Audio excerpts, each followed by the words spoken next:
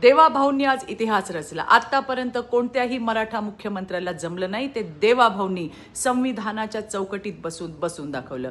मराठ्यांसाठी झटणारा नेता, मराठ्यांना न्याय देत आरक्षण देणारा नेता म्हणून इतिहासात त्यांचं नाव सुवर्ण अक्षरात लिहिलं गेलंय. मी म्हटलं होतं की मराठ्यांना आरक्षण जर कोण देईल ना तर ते राज्याचे सन्माननीय मुख्यमंत्री देवेंद्र भाऊ फडणवीस. एकीकडे आंदोलक गलिच्छ शिव्या त्यांना देत होते, पण आपले संयमी मुख्यमंत्री अगदी शांतपणे कायद्याच्या चौकटीत मराठा आरक्षणाचा तोडगा कसा निघेल याचा अभ्यास करत होते. आज पुन्हा एकदा सांगायला मला अभिमान वाटतो की माझा नेता संयमी आहे, माझा नेता सहनशील आहे, संवेदनशील आहे, माझा नेता प्रेमळ आहे, माझा नेता सर्वांचं ऐकणारा, सगळ्यांना न्याय देणारा आहे, माझा नेता सर्वांसोबत चालणारा आहे.